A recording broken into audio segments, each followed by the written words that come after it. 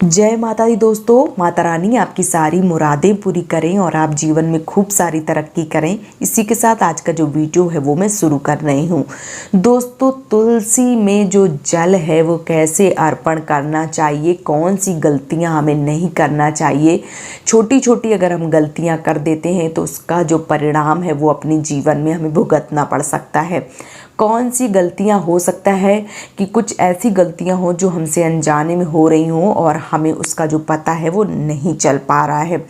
पहली बात, जो भी माताएं बहनें तुलसी माता में जल जो है वो अर्पण करती हैं, जल जो है वो प्रवाहित करती हैं, तो बहुत ही उत्तम, बहुत ही शुभ माना जाता है। ऐसा माना जाता है कि जो माताएं बहनें तुलसी में जल अर्पण करती हैं उनके ऊपर भगवान श्री हरि विष्णु का आशीर्वाद हमेशा बना रहता है। अब क्या गलतियां नहीं करनी चाहिए? तुलसी में आपको जल जो है वो जरूर अर्पण करना चाहिए, लेकिन साथ ही साथ आपको रविवार वाले दिन जो तुलसी हैं उनको नहीं छूना चाहिए, ना ही जल चढ़ाना चाहिए, ना ही उनको छूना चाहिए, ना ही तोड़ना चाहिए और ना ही जो दिया है वो लगाना चाहिए। इसके बाद जो दुआदशी होती है उस दिन भी ऐसा माना जाता है कि तुलसी को छूना वर्जित माना गया है। साथ ही साथ जब भी आप तुलसी में जल जो है वो प्रवाहित करते हैं तो आपको हमेशा तांबे का, कांसे का या पीतल का जो लोटा है उससे ही जल जो है वो अर्पण करना चाहिए। आपको लोहे, स्टील वगैरह के जो बर्तन हैं वो आपको तुलसी में जल डालने के लिए इस्तेमाल नहीं करना चाहिए। हमेशा जब भी आप जल अर्पण करें तो जो आपके मतलब लोटा हथेली के ऊपर रहना चाहिए, लेकिन अंगूठा जो है वो लोटे में नहीं चिपका होना चाहिए। अंगूठे अगर चिपक जाते हैं, अंगूठे को चिपका कर अगर आप अंगूठे से अच्छे से बंद करके लोटा जल प्रवाहित करते हैं तो इस तरीके से जल जो है वो नहीं चढ़ाना चाहिए। ऐसा माना जाता है कि इस तरीके से अगर आप जल चढ़ाते हैं तो शुभ नहीं माना जाता है। साथ ही साथ अगर आपके घर में बहुत ज़्यादा लड़ाई झगड़े हो रहे हैं तो आप कच्चा दूध जो है वो थोड़ा सा मिला के और सोमवार वाले दिन जल अर्पण करते हैं तो आपके घर में सुख समृद्धि और संपन्नता बढ़ती है। साथ ही साथ घर में जो भी लड़ाई झगड़े हैं वो समाप्त हो जाते हैं।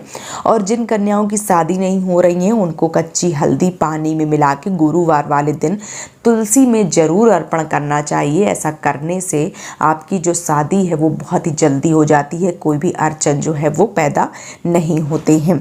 और आपको जब भी तुलसी में जल प्रवाहित करना है हमेशा बालों को जो है वो बांध के अर्पण करना चाहिए।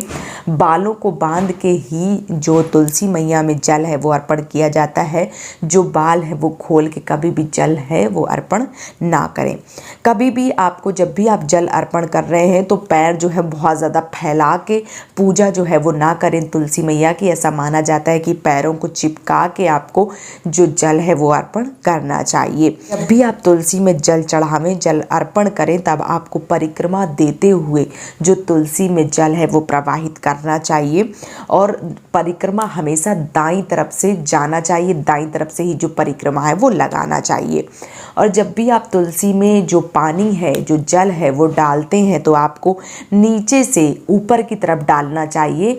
कहने का मतलब ये है कि पैरों की साइड से जो तुलसी मैया है उनके पैरों से शुरू करके और उनके सर तक जो पानी है वो डालना चाहिए। तो हमेशा आप जड़ जो है वहाँ से शुरुआत करें और ऊपर की तरफ लेके ही जो जल है वो बंद करें।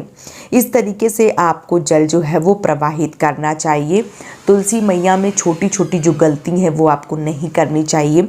जैसा कि मैंने बताया, इसी तरीके से अगर आप तुलसी मैया को जल जो है वो प्रवाहित करते हैं, जल अर्पण करते हैं, तुलसी मैया की पूजा करते हैं तो माता तुलसी आपकी सारी मनोकामनाएं पूरी कर देती हैं, आपकी सारी मुरादें जो हैं वो पूरी हो जाती हैं।